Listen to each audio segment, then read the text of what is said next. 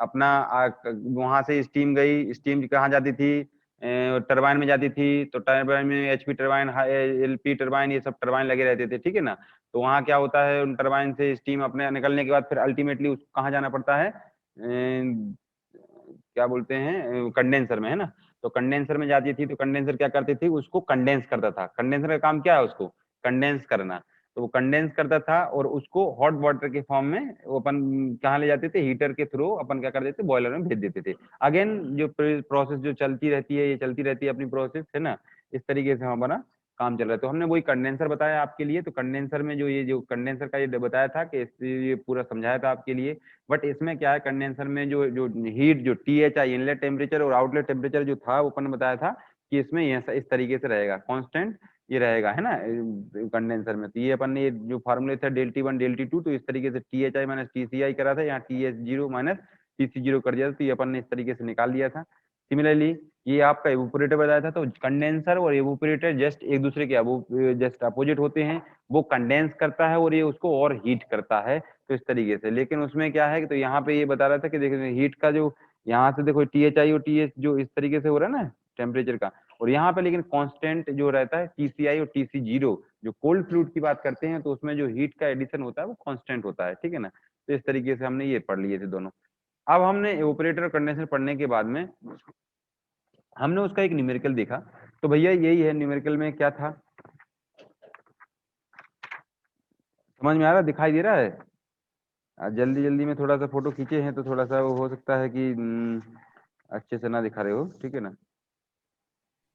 समझ में आ रहा, पढ़ते बन रहा है, यस सर, दिख जा रहा है। दिखा रहा है ना, हाँ। तो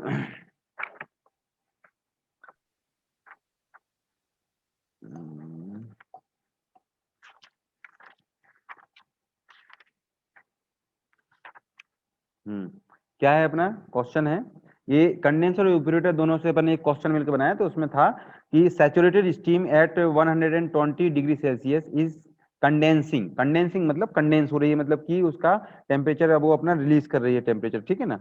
तो अपना जो भी है कंडेंस हो रही है, जो अपना स्टीम के फॉर्म में थी तो वो लिक्विड के फॉर्म में आ रही है, मतलब एक तरीके से। On the outer tube surface of a single pass heat exchanger. अब देखिए अलग अलग रहेगा, सिंगल पास ये जो हमने बताए थे आपके लिए, है ना, heat exchanger, single pass heat exchanger. The heat transfer coefficient is U0 equal to आपको दे दिया 1800 watt per metre square kelvin. Full stop. Determine the surface area of the heat exchanger capable of heating 1000 kg per hour of water from 20 degree Celsius to 90 degree Celsius. मतलब जो water की बात करते हैं कि भैया जिसका टेम्परेचर है, जो हीटिंग हो रहा है कितना, जैसे 20 डिग्री सेल्सियस पे ये कम था, मतलब कोल्ड वाटर है एक तरीके से देखा जाए तो ये 20 पे है, लेकिन वो जब वहां से जो वाटर है उसके कारण से वो टेम्परेचर कितना हीट कर रहा है, क्योंकि भाई हॉट वाटर अपनी हीट किसको दे रहा है, कोल्ड वाटर के लिए दे रहा है। कोल्ड वाटर क्या है, 20 डिग्री सेल्सियस से 90 डिग्री पहुंच गया वो, है ना। Also compute the rate of condensation of steam. वो भी हम लोग को लास्ट में निकालना है कि जो क्या उसका वो रहेगा, तो वो अपन निकालना है। तो सबसे पहले हमारे लिए क्या दे दिया भैया, कंडेंसर की बात करते हैं, ठीक है ना। तो कंडेंसर में अपन बताया था टेम्परेचर के बारे में, आपको बताया था टेम्परेचर डिस्ट्रीब्यूशन क्या है। तो ΔTLM जो अपन बताया था, लॉग मीन टेम्परेचर डिफरेंस जो अपन निकाला था। तो same in the case of the, जैसे काउंटर फ्लो पैरेलल फ्लो में अपन ने निकाला था, तो ΔTLM वही निकाला था, उसी टाइप से हमने इसमें निकाल दिया। तो ये अपना फार्मूला है ΔTLM equal to ΔT1 minus ΔT2 upon log ΔT1 upon ΔT2। But हमने क्या बोला था आपके लिए कि when we are discussing about the parallel flow और काउंटर फ्लो और क्रॉस फ्लो और एनी अदर, तो just we should know about the formula. तो फार्मूला तो सब में ΔTLM तो सेम था, but the value of the ΔT1 and ΔT2 will be different. Parallel flow में कुछ और थी वैल्यू, काउंटर फ्लो में कुछ और वैल्यू थी, और may be that is the case of the condenser, है ना। कंडेंसेशन का काम है तो कंडेंसर के लिए अलग रहेगी। तो हम ΔT1 की वैल्यू की बात करते हैं तो THI माइनस TCI है, ये आपको यहाँ पे ΔT1 की वैल्यू है। बट सेम हम ΔT2 की बात करते हैं तो यहाँ पे THI माइनस TCO लिखा हुआ है, ठीक है ना। यही हम बात करते हैं अगर को पैरेलल फ्लो की, काउंटर फ्लो की, तो क्या था भैया, उसमें अलग था अलग कि नहीं था। क्योंकि यहाँ पे साफ साफ बोल दिया कि कंडेंसर है, तो क्या हो जाएगा कंडेंसर में कि जो ये जो आपको यहाँ पे निकाला कंडेंसर की, ये तो ऊपर गया ये। तो कंडेंसर में आपने क्या देखा कि जब हम कंडेंसर की बात करते हैं तो यहाँ पे साफ साफ बोल दिया कि THI minus TCI, first equation तो आपने कर दिया THI माइनस TCI, यहाँ पे जब इसको डिफरेंशिएट करोगे, मतलब इसको वो करोगे, इससे माइनस करोगे, बट ये था TH0 माइनस TC0 था। तो ये क्या हो गया TH0 माइनस TH, तो हम जानते हैं कि that is the case of the condenser, so in the case of the condenser THI equal to TH0, मतलब जो हीट जो है हॉट वाटर की जो हीट है वो क्या हो रही है कि कांस्टेंट टेम्परेचर पे हो रही है, ठीक है ना। तो ये आपको THI के इसके बराबर हो TH0 के, तो जहाँ TH0 लिखा है वहां पे हमने क्या लिख दिया THI लिख दिया आपने, ठीक है ना। तो यही हमने यहाँ पे किया भैया, तो ये THI यहाँ पे फॉर्मूला लिख दिया। अब गिवन डाटा में THI आपको ऑलरेडी दिया हुआ है 120 डिग्री सेल्सियस, TCI आपको दिया हुआ है 20 डिग्री सेल्सियस, तो मतलब THI मतलब inlet temperature of the hot fluid, and similarly outlet temperature of the hot fluid will be same, क्योंकि THI इक्वल टू TH0 होगा, and similarly TCI cold temperature का इनलेट टेम्परेचर है similarly, but it is passing from the hot के पास उससे पास कर रहा है, तो क्या हो जाएगा उसका temperature definitely will be increase the temperature, तो TC0 जो एग्जिट करेगा तो क्या 90 डिग्री सेल्सियस पे ये एग्जिट किया। फिर इसके में अपन ने just we can find out the value of del T L M, तो just you have to put the value, ये THI सब वैल्यू यहाँ पुट करोगे, इसमें पुट कर दोगे, तो ये आपकी डेल टी एल एम की वैल्यू आपकी आ जाएगी। यहाँ तक कोई दिक्कत तो नहीं है किसी के लिए, कैसे आया ये वैल्यू, है ना। तो ये अपना आ गया 58 पॉइंट, ये अपन इस तरीके से निकाल लिया 58 पॉइंट क्या हो गया 14, ये 58.4 डेल टी एल एम की वैल्यू आ रही है, ठीक है ना। अब भैया है क्या है द रेट ऑफ जो हीट ट्रांसफर है वो अपन को निकालना है, तो ये तो हमने अपन ने यहाँ से निकाल दिया, ठीक है ना। तो हम जानते हैं Q इक्वल टू क्या होता है, तो ये the rate of heat Q equal to MC/CC TC0 minus TCI होता है, ये हम अच्छी तरीके से जानते हैं। अब इसमें भैया जो जो वैल्यू दी हैं तो वो निकालनी पड़ेंगी आपके लिए, तो आपको मास दिया हुआ है उसमें, तो मास के हमने जो दिया है गिवन डाटा में दिया था, तो उसके हिसाब से हमने मास की वैल्यू यहाँ पुट कर दी। फिर यहाँ पे आपको CC दे दिया अपन ने, ठीक है ना, और फिर TC0 माइनस TCI आप यहाँ पुट कर दोगे, तो आप यहाँ पे कर दोगे। लेकिन अब बात यहाँ पे हो रही है कि जब वाटर की बात कर रहे हैं तो वाटर के लिए जो स्पेसिफिक हीट होती है वो हमने डायरेक्ट ले ली है। देखिए यहाँ पे क्वेश्चन में आप कहीं भी देखेंगे तो आपको इस तरीके से नहीं लिखा हुआ है कि 4186, कहीं लिखा गया आप क्वेश्चन में, देख लीजिए आप अच्छे तरीके से, क्वेश्चन में नहीं लिखा होगा, बट हमने क्यों कर दिया इसको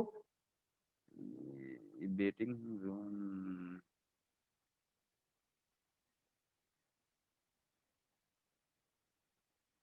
हाँ, तो ये क्या हो गया आपका क्वेश्चन में कहीं नहीं दिया, तो बट हमको ये देखना है कि हम जो कोल्ड वाटर की बात करते हैं तो कोल्ड वाटर में क्या हो रहा है कि 20 डिग्री सेल्सियस 90 डिग्री से जा रहा है, बट वाटर है तो what will be the specific heat of the water, तरीके से ये निकाल दिया 4186 जो था उसका, वो अपन ने इस तरीके से लिख दिया इसको, ठीक है ना।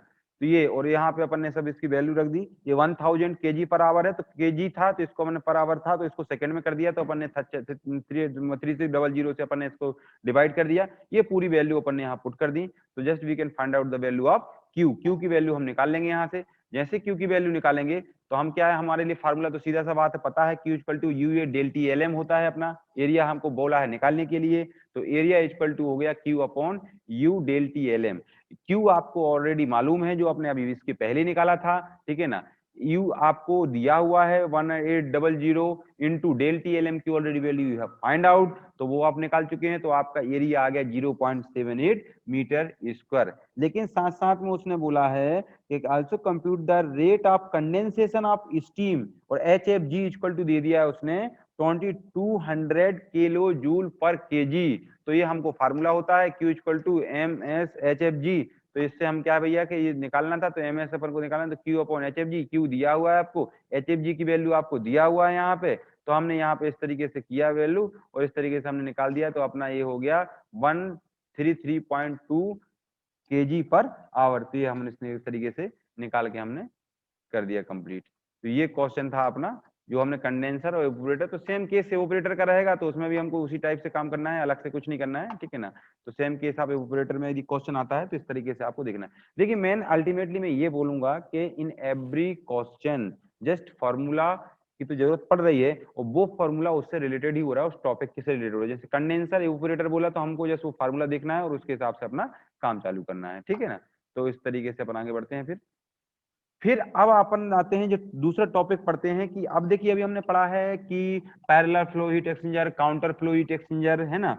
अब ये जो हम पढ़ रहे हैं cross multi passes cross flow heat exchanger, multi passes cross flow heat exchanger पढ़ने जा रहे हैं। तो multi passes cross flow heat exchanger देखो, पहले तो हमने पैरेलल और काउंटर तो पढ़ लिया है, ठीक है ना। अब क्रॉस फ्लो में क्या हो रहा था, आपको पहले ही बोला था क्रॉस फ्लो में क्या हो रहा है कि ये आपका अगर इस तरीके से हम देखते हैं ये वाला, तो ये देखिए, ये वाला इस डायग्राम को देखें आप अच्छी तरीके से। तो यहाँ पे क्या हो रहा है कि THI इनलेट टेम्परेचर आपका जो है वो THI यहाँ से जा रहा है, ये सेल में से जा रहा है, और यहाँ से TH0 निकल जा रहा है। सिमिलरली यहाँ से आ रहा है ये TCI और यहाँ से TC0 निकल जा रहा है। तो ये क्या है कि जस्ट जो ये क्या है कि 90 डिग्री में है, क्रॉस फ्लो हो रहा है, मतलब क्रॉस इस तरीके से हो रहा है 90 डिग्री में, ये 90 डिग्री बन रहा है एंगल, इसीलिए हमने इसको बोला है क्रॉस फ्लो हीट एक्सचेंजर। अपन ने क्या बोला है इसको? क्रॉस फ्लो हीट एक्सचेंजर, ठीक है ना। तो क्रॉस फ्लो हीट एक्सचेंजर है आपका। तो इसमें क्या हुआ कि अपन ने जैसे ये आपको दिखाया था आपको, तो इसको क्या बोलते हैं अपन, ये जो अपना लिख रहा है यहाँ पे, इसको अपन बोलते हैं सेल। ये आपको दिख रही है जो, ठीक है ना, दैट इज योर सेल। ये आपकी सेल है यहाँ पे। ये सेल में ये अपना ट्यूब दिया हुआ है, तो 2 ट्यूब है ना, और 1 सेल वाला ट्यूब हीट एक्सचेंजर हो गया आपका, ठीक है ना। तो यहाँ से हमारा इनलेट होगा अपना, और यहाँ से इनलेट, यहाँ से क्या हो जाएगा, ये आउटलेट निकल जाएगा यहाँ से। ये आपका म्यूट कर लीजिए, ये जो भी है म्यूट कर लीजिए। तो यहाँ से क्या है कि ये अपना यहाँ से इनलेट होगा, और यहाँ सेल में से जाके यहाँ से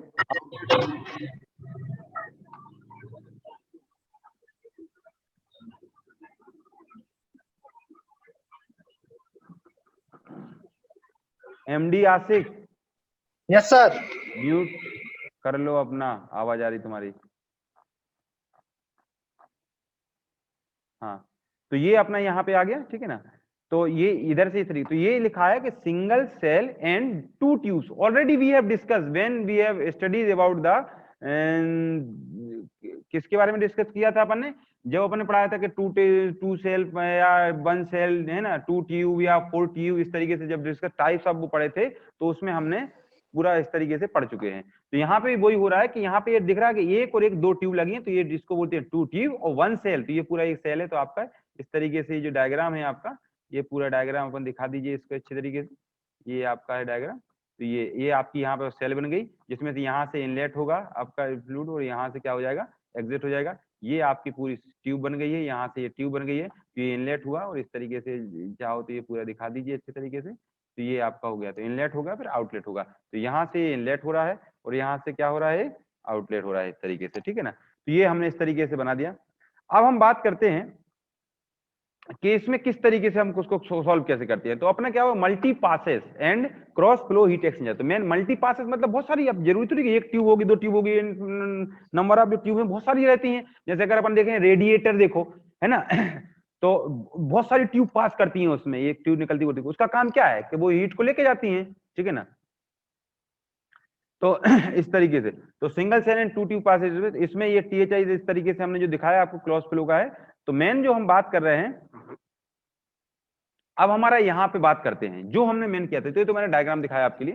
तो ये आपका है Q इक्वल टू है UA del TLM। Already we have discussed about this formula, जो अपन ने बोला हीट ट्रांसफर जो है U मतलब overall heat transfer coefficient, A means area, और डेल TLM मतलब ये। तो हमने पैरेलल फ्लो में भी देखा और काउंटर फ्लो में भी देखा है, और सेम फार्मूला था हमारा पैरेलल फ्लो में और सेम फार्मूला था हमारा काउंटर फ्लो में। तो हमने पैरेलल फ्लो में भी यही फार्मूला आपको देखा था, डेल TLM निकाला था आपने, और हमने ये भी बोला था कि del T1 del T2 del T1 del T2 minus ये everything will be same in the case of the parallel flow and in the case of the counter flow. In both cases just the formula will be same. What will be the change? If the formula is same, there is no change in the formula. So definitely in the case of the जब हम पहला उसको क्या बोलते हैं counter flow को differentiate कर रहे हैं, अलग अलग कर रहे हैं, तो definitely some change will be there.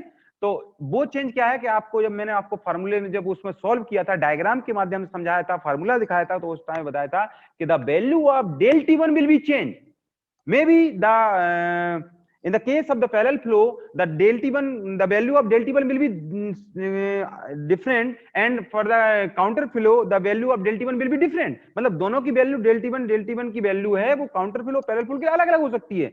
Similarly हम del T2 की बात करते हैं तो उस केस में भी आपकी दोनों वैल्यू अलग हो सकती हैं। तो ये इस पे डिपेंड करेगा। तो जब आपकी यहाँ वैल्यू चेंज होगी तो definitely the answer will be different. तो ये अपने इस तरीके से देख चुके हैं। तो ये हमने आपको बता चुके हैं कि पैरेलल फ्लो हो चाहे काउंटर पे पैरेलल फ्लो काउंटर फ्लो, दोनों केसों में आपका जो फॉर्मूला आपका सेम रहेगा, बट उसमें डेल T1 और डेल T2 की वैल्यू अलग रहेगी। इस कारण से हमारा रिजल्ट निकलेगा। ये हम ऑलरेडी आपको दिखा चुके हैं। अगर आपको कोई डाउट है तो मेरे से पूछ लो, तो मैं आपको बताता हूं कहां मैंने आपको दिखाया था। किसी को डाउट है क्या? No sir. पढ़ाया था ना मैंने, डेल T1 कैसे निकालते थे, डेल T2 कैसे निकाले थे, ठीक है ना। अगर नहीं है हाँ, एक बार फिर मैं आपको थोड़ा सा दिखा देता हूँ, थोड़ा सा देखिए। जब हमने कंडेंसर की बात करी थी, जब हम कंडेंसर की बात कर रहे थे, तो कंडेंसर में आपके लिए अलग से निकाला था मैंने, देखो ये डेल T1 डेल T2 की वैल्यू अलग निकाली थी इवोपरेटर के लिए, कंडेंसर के लिए डेल T1 डेल T2 की वैल्यू अलग निकली थी। हम जब बात करते हैं पैरेलल फ्लो हीट एक्सचेंजर की बात करे थे, तो हमने डेल T1 डेल T2 की वैल्यू देखी, आप यहाँ पे ये क्वेश्चन है, इसमें आप देखेंगे यहाँ पे, और ये है आपके लिए, ठीक है ना। तो इसमें जो आपका ये क्या था, आपका ये आपका काउंटर फ्लो था, तो काउंटर फ्लो में हमने आपको बताया था ये आपका डेल T1 डेल T2 की वैल्यू है। पैरेलल फ्लो के लिए अलग से डेल T1 डेल T2 की वैल्यू हमने यहाँ पे ड्राइव करते गए निकाली थी अपने, ये डेल T1 डेल T2 की वैल्यू पैरेलल, मतलब हमने सारी चीजें हम निकाल चुके हैं, और हमको पता है कि डेल और हमने इससे फार्मूला तो निकाल ही चुके हैं, और हमने उस पर बोल भी दिया था कि चाहे कुछ भी हो, ये आपको पूरे तरीके से डेरिवेशन जो पूछा है तो ये पता होना चाहिए आपके लिए काउंटर फ्लो में, तो हमने सेम लिख दिया, तो इस तरीके से हमने पूरे न्यूमेरिकल देख लिए, तो ये अपन ने पूरा इसको सॉल्व कर दिया। अब हम बात करते हैं कि ये आपका ये हो, अब हम बात करते हैं cross flow. Cross flow heat exchanger जो है, हमने बताया क्रॉस फ्लो में क्या होगा, डायरेक्टली जो फ्लूइड है एक दूसरे के परपेंडिकुलर होगा, 90 डिग्री पे होगा, ठीक है ना। तो अब हमको ध्यान देना है कि जो डेल TLM होगा, डेल TLM मतलब कि जो क्रॉस फ्लो का डेल TLM है, लॉगरिथम मीन टेम्परेचर डिफरेंस है, और किसका क्या बोलते हैं अपना क्रॉस फ्लो का है, वो आपका दोनों केस में सेम रहेगा। तो ये मान सकते हैं कि जो डेल TLM आपको लिखना है वो डायरेक्ट यहां लिख लीजिए, del TLM equal to counter flow. तो यहाँ पे हमने वही लिखा है कि डेल TLM, ठीक है ना, और डेल TLM दोनों किसके लिए, क्रॉस फ्लो के लिए और काउंटर फ्लो, बोथ केसेस के लिए हमारा सेम रहेगा, there is no change in the del TLM, है ना। तो for the counter flow and उसमें, but in the case of the cross flow just we have to consider the factor, एक factor लेके पढ़ना है, करेक्शन फैक्टर जो है ना, तो वो हमको इसको लेके चलना पड़ेगा, तो हमने वही उसमें लिया हुआ है, तो इसलिए हमने इसको यहाँ पे दिखा दिया इसके लिए, ठीक है ना। तो करेक्शन फैक्टर हमने ले लिया, तो ये हमेशा, लेकिन इसमें क्या बोल दिया, करेक्शन फैक्टर के एफ लेस देन 1 होगा हमेशा, उससे क्या होगा, 1 होगा, ठीक है ना। तो ये हमने इसमें दिखा दिया इसमें। तो F is given in the question if F is not given in the question, ठीक है ना, एफ फाइंड आउट करना पड़ेगा आपके लिए। तो क्या बोला इसने कि अगर करेक्शन फैक्टर जो हम बात कर रहे हैं कि अगर हमको दिया हुआ है क्वेश्चन में, मोस्ट ऑफ द टाइम वो बोल देगा कि just you are finding the del TLM या heat transfer in the case of the cross flow और काउंटर फ्लो, तो जस्ट अगर क्रॉस फ्लो की बात कर रहा है तो जस्ट वो एफ जो है फैक्टर, जो करेक्शन फैक्टर है वो आपको दे के रखेगा उसकी वैल्यू, बट हमेशा उसकी वैल्यू क्या है, एफ लेस देन क्या होगा, 1 होगा उसकी वैल्यू हमेशा, ठीक है ना। तो ये अगर उसने बोला कि अगर एफ गिवन है या नहीं गिवन है, जो भी है, दोनों में से कोई भी केस हो सकते हैं, तो अगर एफ गिवन नहीं है तो you have to find out the F with the help of these two term जो आपको लिखी हुई हैं, can find out with the help of P and जो आर है, इसको आर लिखा है आपको, ठीक है ना। तो आर मतलब कैपेसिटी रेशियो है, ठीक है ना, और पी मतलब टेम्परेचर रेशियो है। तो ये दोनों के फार्मूले आपको दिए हुए हैं, प्रेशर सॉरी टेम्परेचर रेशियो और कैपेसिटी रेशियो। तो P equal to TC0 minus TCI upon THI minus TCI लिख दिया, ठीक है ना। तो ये आपको यहाँ पे दे दिया उसने। अब इसमें मेन बात ये है कि देखो यहाँ पे ये कैपिटल है, थोड़ा सा हो सकता है कि हमसे मिस्टेक ना हो गया हो, देख रहे हैं ये टी जो यहाँ पे लिया हुआ है इसमें, ठीक है ना। अगर हम पी की बात करें तो ये भी आपका स्मॉल है, ये भी आपका स्मॉल है, ये आपका कैपिटल है यहाँ पे, ये थोड़ा सा यहाँ पे हमने डायरेक्ट लिख दिया था जल्दी में, THI बोल सकते हैं, TI बोल सकते हैं, माइनस ये आपको TI कर दिया है, तो ये TCI है, ठीक है ना। तो ये आपका ये तीनों स्मॉल में कैपिटल में, कैपिटल मतलब ये हम ये इसको भी फिर समझाया, अभी मैं बता देता हूँ आगे थोड़े चल के बताएंगे तो, ठीक है ना। तो ये आपने इस तरीके से इसको दिखा दिया। अब क्या है, ये सिमिलरली आर की वैल्यू है, तो यहाँ पे आर है, तो कैपेसिटी रेशियो तो ये होता है हमेशा MC CPC upon MH CPH। तो इसको अपन ने क्या किया, ये अपन कैसे निकाला, तो Q इक्वल टू Q होता है हमेशा, तो ये MH CPH THI minus TH0 equal to MC, तो हॉट वाटर का एंथैल्पी और इसका कोल्ड वाटर के दोनों को निकाल लिए, तो इससे अपना ये निकाल दिया MC CPC इधर, MH CPH इसको इसके नीचे कर दिया, इसको इसके, तो ये हमारी टर्म इससे ही निकली थी, तो ये हमने यहाँ से निकाल दे दिया, ठीक है ना। तो ये आपको आर की वैल्यू भी दोनों पी और आर की वैल्यू हमारे लिए पता हो जाएगी, उसके माध्यम से हम कैसे निकालेंगे वो एक बात कर रहे हैं। हमारा उद्देश्य तो सिर्फ क्यू निकालने का है या एरिया निकालने का है, तो ये हमको चाहिए, हमको दिया होना चाहिए पता या नहीं, इनमें कुछ ना कुछ तो दिया रहेगा, एरिया आपको दिया रहेगा, तो ये एफ आपको दिया रहेगा, तो ये कुछ ये हमने बता दिया कि जैसे काउंटर फ्लो में तो आपको फार्मूला नहीं है, डेल T1 डेल T2 की वैल्यू आप काउंटर फ्लो के हिसाब से निकालोगे, कोई दिक्कत नहीं रहेगी आपके लिए, ठीक है ना। तो ये आपने यहाँ से यहाँ तक कर लिया। अब हम बात करते हैं जो इसकी कि ये कैसे यहाँ किया है, तो ये मैंने रफली इसलिए समझा दिया आपके लिए क्योंकि ऑलरेडी हम इस पर डिस्कस कर चुके हैं, इसलिए हमने ऐसे दिखा दिया। फर्क condensation and boiling, boiling condensation के लिए हम क्या होगा, एफ हमेशा 1 होगा, एफ की वैल्यू क्या होगा, करेक्शन फैक्टर हमेशा क्या होगा 1 होगा उसमें। तो ये दिखा रहा है कि पी इक्वल टू 0 टू 1 होगा और आर की वैल्यू 0 टू इनफाइनाइट होगी, ठीक है ना। क्योंकि अपन जो जैसे यहाँ पे वैल्यू रखोगे, देखो यहाँ पे आप रख के देख लो, आर की वैल्यू क्या 0 टू 1 कैसे हो सकती है, 0 टू 1 क्यों, क्योंकि देखो आर है। अब अगर हम बात करते हैं कंडेंसेशन या बॉइलिंग या एवोपरेशन जो भी हो रहा है, एवोपरेशन मतलब बॉयल वही हो रहा है, बॉइलिंग टाइप की हो रही, और कंडेंसेशन मतलब कंडेंस हो रहा है ना।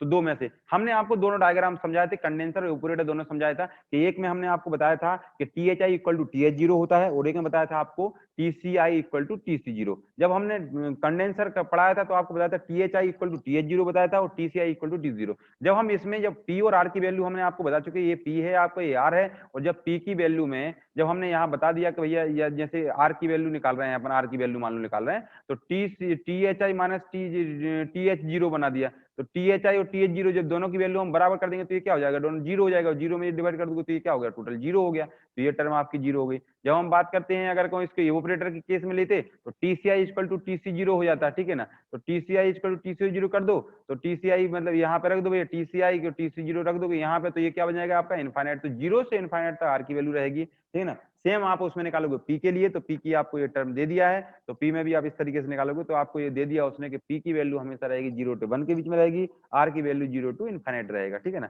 But most of the time जो है वो पूछता है हमको पैरेलल फ्लो, काउंटर फ्लो, लेकिन हमने क्रॉस फ्लो आपको इसलिए बता रहा है कि भाई अगर आपको थ्योरी आती है या एक आध न्यूमेरिकल आता है कभी, तो हमको पता होना चाहिए। अब जिसमें हमने ये आपको लिया है कैपिटल आर लिखा है, ये सॉरी कैपिटल टी लिखा है और स्मॉल टी लिखा है, दोनों में अंतर क्या है, तो दोनों में अंतर क्या है, T for the shell fluid है और T small T for the tube fluid है। मतलब जो हमने आपको अभी डायग्राम बनाया था इसके अंदर, ये आपको डायग्राम बताया था थोड़ी देर पहले, आपको समझाया था कि इसमें जो ये है ये ट्यूब है और ये आपकी सेल कहलाती है। तो सेल में से जो है तो उसको अपन कैपिटल टी से दिखा रहे हैं और जो ट्यूब है तो उसके लिए अपन स्मॉल टी से दिखा रहे हैं, ठीक है ना।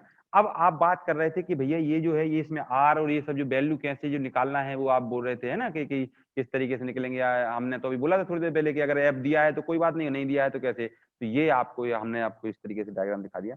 आप अच्छे से पढ़ लीजिए क्या दे रहा है। तो ये बोल रहा है कि 1 सेल पास एंड 2 4 और मल्टी ट्यूब पासेस। देखो मतलब समझ रहे बात के लिए कि सेल बोल रहा है 1, तो एक सेल है और इसमें बहुत सारी ट्यूब, तो यहाँ पे देखो ये क्या है, सेल कहलाता है, मैंने आपको पहले बताया था, ये सेल है और ये ट्यूब है। तो 2 के लिए, 4 के लिए, मल्टीपल के लिए उसने जो बोल दिया कि जो भी हो इस तरीके से 1 सेल पास एंड 2 4 और मल्टी ट्यूब पासेस, तो सेल 2 1 ट्यूब कुछ भी हो सकती हैं, तो उसके लिए हम करेक्शन फैक्टर कैसे निकालते हैं वो हम देख रहे हैं। तो ये देखो करेक्शन फैक्टर की ये वैल्यू यहाँ पे दी हुई है, यहाँ पे है ना, इसको अपन ये आर दिया हुआ है, ये आपको पी की वैल्यू दी हुई है और इसमें हमको यहाँ पे निकालना है एफ की वैल्यू निकालना। करेक्शन फैक्टर कैसे निकलेगा, तो अपन ने देखो पी दिया हुआ है आपको यहाँ, आर दिया है आपको यहाँ, तो आर और पी से निकाल के ये जो दिए हैं इस तरीके से हम इसकी वैल्यू निकाल देंगे कितना होगा। तो पी की वैल्यू आई, आर की वैल्यू आई, तो पी इधर से चल दिए, आर इधर से चल दिए, जहां कट किए वहां पे अपन को मिल गया, तो मतलब पता चल गया अपन करेक्शन फैक्टर आपको इतना मिल गया, ठीक है ना।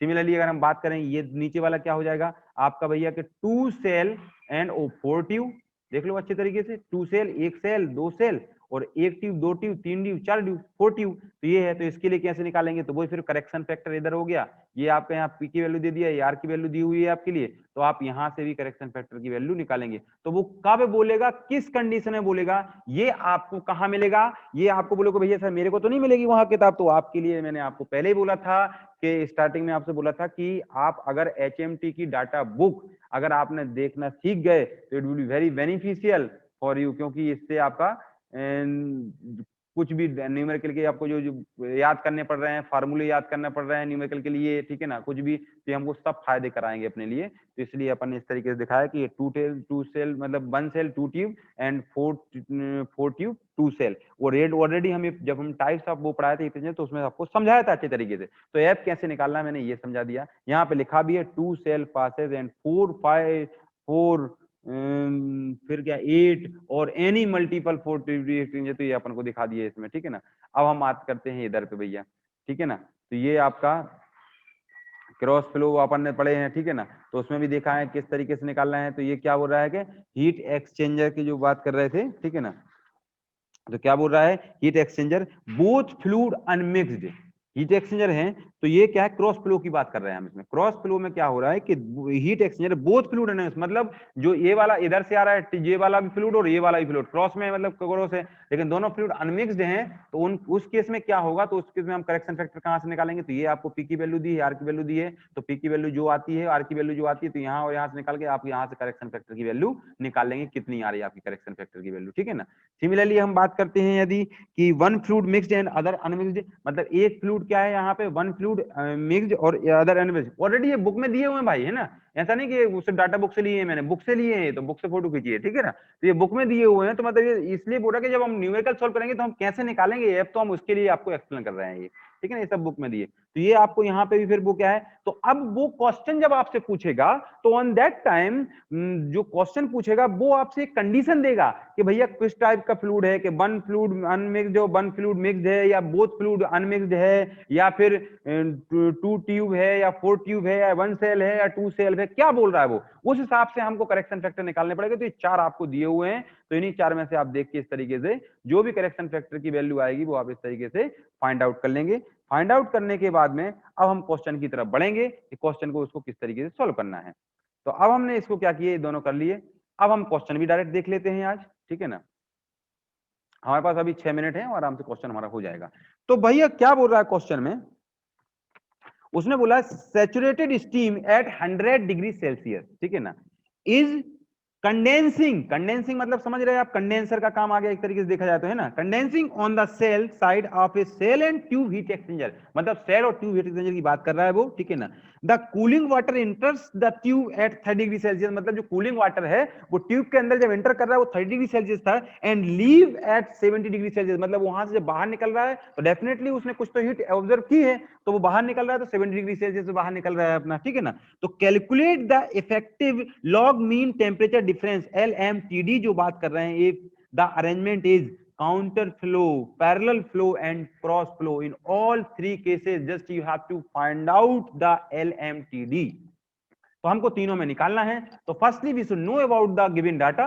तो TCI already given in the question, TCI equal to 30 degree Celsius, and similarly TC0 आपको दिया हुआ है 70 डिग्री सेल्सियस दिया हुआ है। तो यू कैन फाइंड आउट, तो हम क्रॉस फ्लो, काउंटर फ्लो और पैरेलल फ्लो तीनों के लिए निकालते हैं, और THI आपको दे दिया है आपके लिए, ठीक है ना। तो हम भैया निकालते हैं, तो डेल टी एल एम की वैल्यू निकाली, तो del T1 minus del T2 ये अपन को अच्छे से पता है, तो ये आपको पता है कि THI minus TC0 minus THI minus TCI। तो अब भैया देखो कंडेंसिंग बात हो रही है ना, तो कंडेंसर का केस आ जाएगा यहाँ पे, हर चीज देख रहे हैं। तो यहाँ पे आप देख रहे हैं कि जो THI इक्वल टू TH0 हो जाएगा, क्योंकि कंडेंसिंग हो रही है, स्टीम कंडेंस हो रही थी, एक टेम्परेचर दिया है उसने, तो मतलब ये है कि कंडेंस तो हो रही है, बट देखो ये भी बात कंफर्म याद है भैया, 100 डिग्री सेल्सियस पे वाटर भी रहेगा और 100 डिग्री सेल्सियस पे स्टीम भी रहेगी, है ना। तो अगर हम देखें तो भैया कौन खतरनाक कौन सी रहेगी, 100 डिग्री सेल्सियस का वाटर खतरनाक रहेगा या स्टीम खतरनाक रहेगी, कौन बताएगा। टेम्परेचर 100 डिग्री सेल्सियस ही है वाटर के लिए, स्टीम के लिए 100 पे स्टीम भी है, तो ये हम हमारे लिए सबसे ज्यादा जो खतरनाक रहेगी, घातक रहेगी, वो कौन रहेगी, स्टीम या उसका 100 डिग्री सेल्सियस का टेम्परेचर का वाटर। Steam sir. स्टीम रहेगा, क्यों रहेगा, what is the reason behind it. ये आप थर्मोडायनामिक्स में पढ़े होंगे, BME में पढ़े होंगे, सर ने पढ़ाया होगा, एक ग्राफ बनाया होगा इस तरीके से, क्योंकि स्टीम में लेटेंट हीट भी ऐड है ना।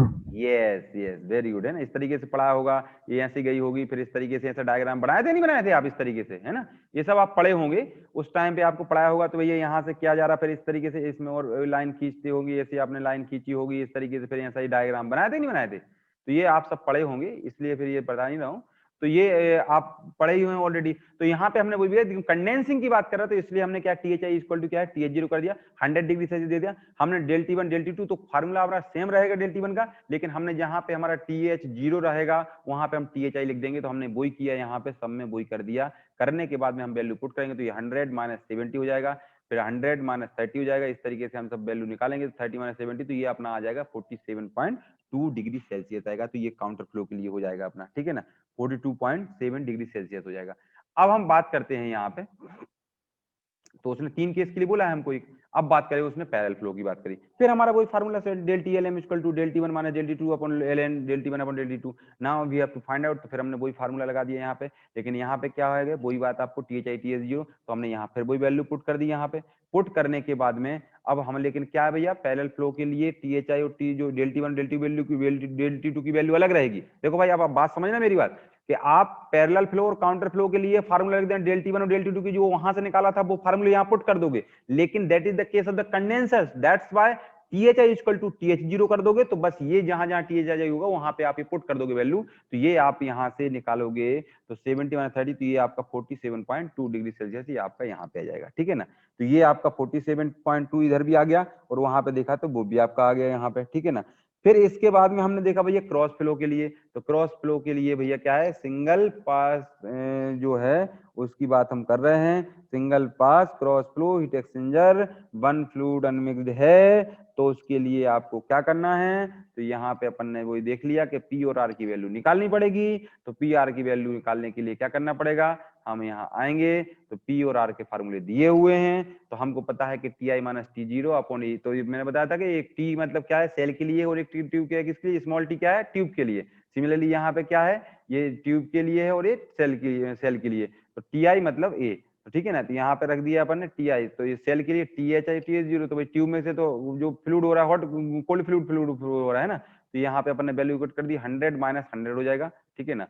THI - TH0 होता है ना, तो हमने भैया ये TC0 - TCI है, तो हमने T0 - TI लिख दिया यहाँ पे, तो ये अपन ने पुट करा तो 0 आ गया आपका आर की वैल्यू, ठीक है ना। अब P की वैल्यू है T0 - TI, तो फिर यहाँ पे भी वो लगा है, जो माइनस का साइन लगा हुआ है वो यहाँ दिख नहीं रहा होगा, हो सकता है, तो ये अपन ने यहाँ पे वैल्यू पुट कर दी, तो ये अपना ये आ गया, ठीक है ना, 0.57।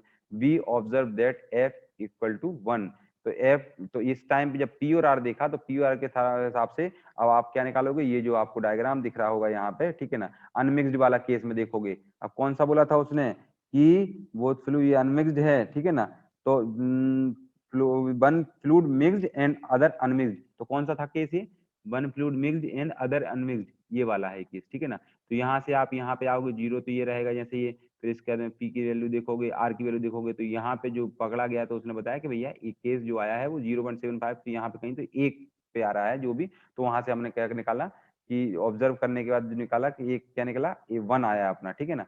तो इस उस टाइम पे तो फिर अपन ने जो लिया F करेक्शन फैक्टर निकालना है, तो F डेल TLM, तो डेल TLM तो पता ही है कितना आ रहा है, अब F की वैल्यू 1 ही पुट करोगे तो क्या आएगा आंसर, तो वही आ जाएगा ना 47.2। तो ये आपका इस तरीके से